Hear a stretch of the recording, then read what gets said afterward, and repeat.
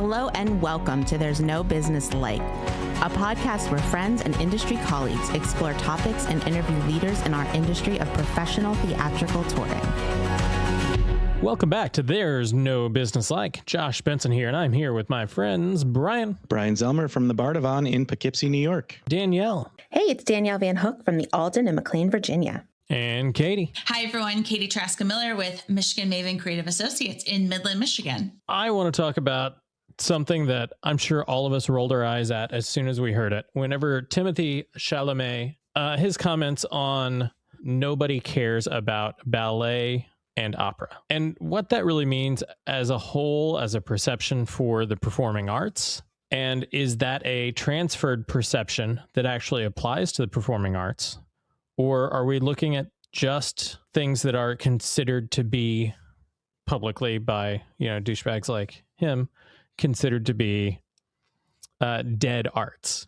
There are many of us that love both of those art forms or one of the art forms. But, to be fair, the heart of where he's coming from, I've met people and talked about this and they're like, well, he's not wrong. There are people that feel that way. So, as much as I want to dismiss it and just say he's totally wrong, there is a feeling like that. And I think it touches on a really important trend that I've been talking about with dance, but it's also true with opera, of it's becoming more and more where it's living in bubbles in cities, and it's still exciting and still having, great crowds and successes. But then they're kind of out of touch with the rest of the rural communities, going across not just America, but in other parts of other countries too. We talk with, people when we go to conferences and things, and it's kind of scaring. It's alarming for someone who loves dance. And I also love opera. It's alarming that there aren't any kind of awareness, it seems like, from some of the touring companies in those genres to make some changes or try to outreach. Like, they just keep increasing fees. They keep offering less services, or they might offer more services with higher fees. And it's just with fewer grant opportunities and everything else. It's just, I feel like most of the world is getting lost, and it's just going to be in these cities. What I think he very ineloquently was trying to express, he was talking about film and being in the film industry, and that he doesn't want film to go the same way as dance and opera, right? As an art form that nobody cares about. Is there a kernel of truth in there? Is there something to explore in that sentiment? I think absolutely. I don't think that there aren't people that care about it. We clearly all deeply care, but I think he's getting at something in terms of, does the wider public know who these performers are? Does the wider public see the value in investing their dollars and time and energy and putting kids into classes for these art forms, spending their dollars at their local performing arts center to see, these performances? Like, it clearly struck a nerve in a lot of different ways, no matter what side of this sort of debate you're on. But I do think as an industry, we were all tickled at the resounding wave of disdain that came at him for those comments, and the very funny, satirical, and passionate response that we saw from the live performing arts industry. And honestly, what a great PR moment for our field.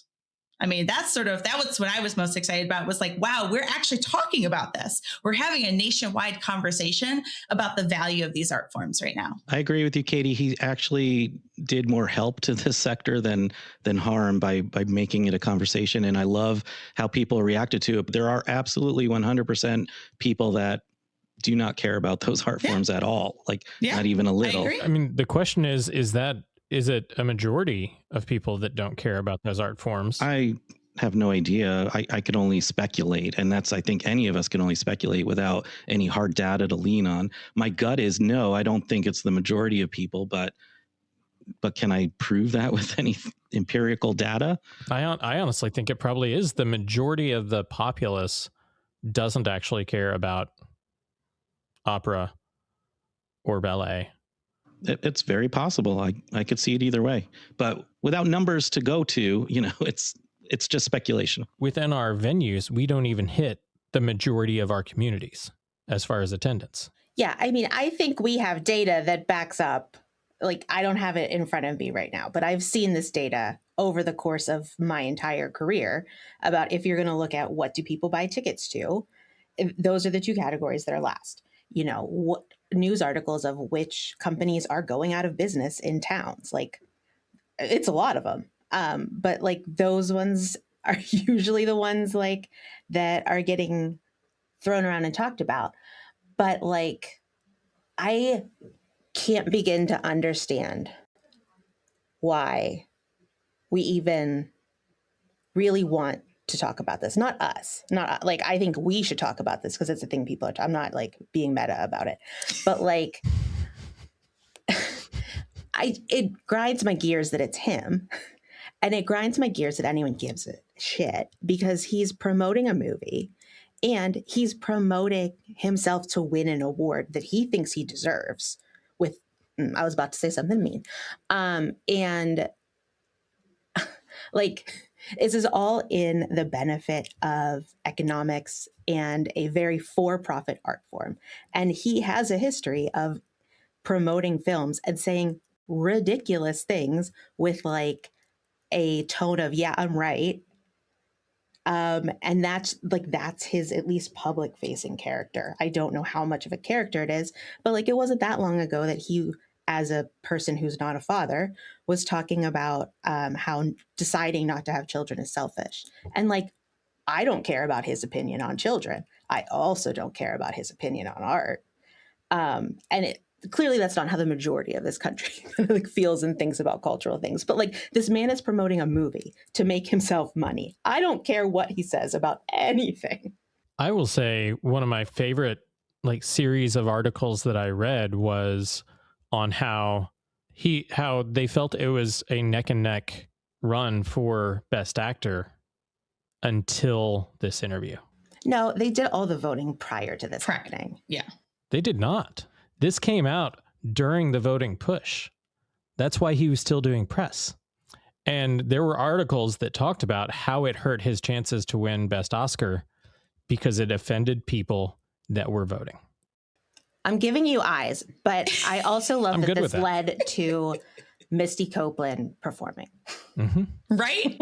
On the Oscar stage. Like, I actually watched the Oscars live. I just like had it on while I was doing other things, which is not something I typically do. And when that moment happened, I was like, hot damn, Misty Copeland. Like, what a great moment. Like, all the artists that are on the stage for The Number from Sinners were incredible, but it was like, and he was like sitting right in the front row too, and Misty was like right there. So it was a really cool and interesting moment. I think part of the reason that people were like, what are you talking about? Why would you say that? Is like, it's bad form for artists to speak that way about other artists. And so I think that was like hurtful to the sector or people in the sector. And also, he comes from a dance background. His mother is a professional dancer, right? He knows this world. He knows the value. He knows the passion. So I think there's like a lot of factors that go into why people were offended by it, or just like couldn't understand why he would bring that perspective forward. Yes, and I'm offended when people who have never been a part of the middle class or the upper middle class have an opinion about what they think non-million and billionaires are doing and what they care about, because my man does not know. I do think there is a little bit of like class discussion to be had around this as well, both from like who participates and who cannot afford to participate. Yes. These art forms are traditionally, like from a public's perspective, specifically opera and attendance to opera was a class activity. Right. It was for only those that could afford to go, who could afford to put on a tuxedo or a ball gown and go to the Met or go to wherever and see a very fancy opera. Have we been working to break down that misperception and do a whole host of things to make these art forms a lot more accessible to anybody that wants to participate? Yes. But public perception and legacy of perception is one thing that moves so slowly.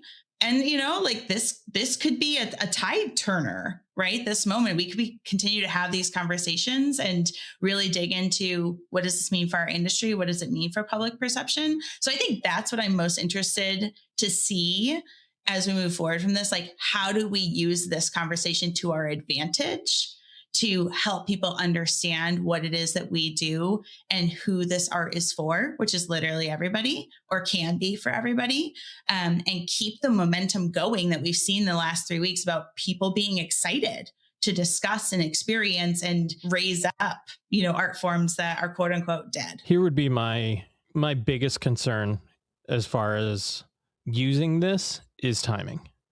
And if you haven't started a conversation yet, you've already missed it. And so if you aren't already leveraging where it was at on your social media, wherever, if you're an opera company, a ballet company, if you haven't already started to leverage that conversation, it's already passing out of the mainstream. Right. And the only people that are still talking about this more than a day and a half later are people that are already buying tickets or are part of this industry. And I'm not sure that it is the ticket. I would love to know, but I'm not sure that it's the ticket revenue generating thing for people who weren't already primed to buy a ticket to begin with. Like, I'm not sure that it's an audience expanding opportunity. I think it could be like a cute, quick win, and I'm glad that people did. And it could be an educational opportunity. For sure. But like the root problem is access. Yeah. It could have been an opportunity if you've already started. Absolutely. To raise awareness of your company, to raise awareness of your art form, to educate based on your company or your art form. I don't think it is something that is like, oh my God, Timothee Chalamet saw this, we got a spike in ticket sales. But I do think that there are ways that you can potentially take advantage of it. Misty Copeland being featured on the Oscars is another feature that you could potentially latch onto as a company and highlight somehow to leverage to once again educate, move forward, highlight your own company. I just want to dig into some of our perceptions that we've kind of created in the beginning, and then the reality of the numbers that I was able to find with Dance USA, as well as the NEA report and SMU data on the arts. So the data that these sources are claiming is that they're actually both sectors, ballet and opera, are over 100. Opera is 102% above pre-pandemic levels in terms of ticket sales, and dance is close to 104, almost 105% over that. So they're actually higher than pre-pandemic levels in terms of ticket sales as an industry. So people can look at that and say they're growing, but when you dig into it, you're looking at places like Seattle, who saw a 60% spike. You're looking at places, as I mentioned before, New York City. It's all these cities. A lot of the coastal cities in the U.S. are where these numbers are so high that they're drawing up the numbers and overpowering where it's dropping, which is basically agreeing with what Katie and I were essentially saying earlier. And that's my main worry, is that people are like, oh, we're fine because we're up from the pandemic, or we're up in ticket sales and making more money. But the other thing that especially Dance USA points out is that the cost of a lot of these companies have grown tremendously, that they're struggling with a lot of different things economically just within their own house. And they're also seeing drops in grant funding and other problems that they're facing as well. So even though their ticket sales are up in these cities, they're still trying to figure out what to do, because they're still having an issue of how do we survive? Funding for arts programs in public schools, low-cost programs at our performing arts centers, access points that broaden the base and how people get into these art forms, whether as a patron or as a participant. Like, we have to be thinking about building future audiences from the ground up. One, he has no business to bring these nonprofit things into the discussion, especially because it didn't even fully relate to answering the question that he was asked. There's just no comparing a for-profit, like very heavily marketed industry at all, and compare it in any way to what's happening in the touring sector outside of giant concerts. And the PR machine that a for-profit thing like Hollywood has is just makes the two not comparable. The other class thing about this that really grinds my gears are that films started and it was like a nickel to get into, right? Like everybody could go to the movies, and kids would go by themselves, right? It was a wildly different time. And as as that industry has grown and has made people tons and tons of money and has given people like wealth and fame and all these things, it's getting to a very great tipping point of like, how much access do lots of people have to that? There are a lot more like theaters for films than there are theaters for performing arts. But like, I haven't compared this. I could be making this up, but I'm very sure that my ticket to see our next kid show is cheaper than it would be to take my kids to see like the most recent whatever kid movie at the theater up the street. And like the way, and I'm not saying I'm doing opera and ballet. This is a slightly different conversation.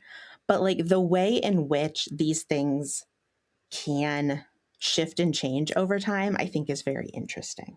I think that goes back to conversations we've had about business model for the live performing arts versus sports, for instance, or movies or whatever else. When we talked to David Alpert many moons ago, we talked specifically about how theater in particular, but also concerts, whatever else, it's just not scalable in the same way that major motion pictures are. You can't, thousands of people can't see the same movie or the same theater show the same time, at 7 p.m. on a Friday night. You're not having thousands of people seeing the same theater show like you can a movie. So it's not even comparable.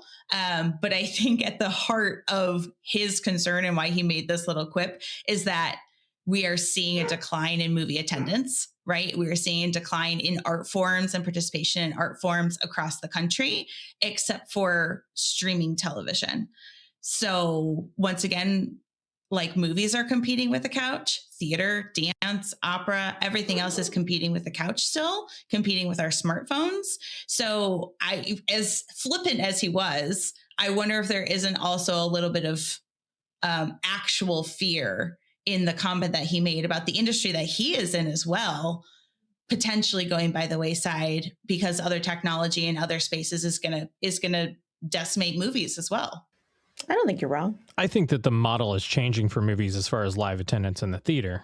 I think there's a lot of money still going into streaming services where they're hitting afterwards, which is a transition from the old DVD and VHS market. I think what we're seeing is just a transition in the way that market functions. But there's too much money in that market for them to fail to adapt. If we're looking at our market, and we take commercial concerts, looking at like big arena sized concerts, concert attendance, live event attendance is up. And Jacob Deaton made a really good point he was the guest on Pat Hazel's podcast that published yesterday. I'm saying yesterday. That was Thursday, March 19th. Shout out to Creativity in Captivity. So Creativity in Captivity, the episode that dropped on March 19th, featured Jacob Deaton. And he was talking about how in this time of advanced AI and AI creation, he feels that people are looking to get that live entertainment aspect even more now than they had been previously. And that the uprise in technology and technology-driven creativity is transferring to a higher live attendance to live events that are not AI or technology-driven.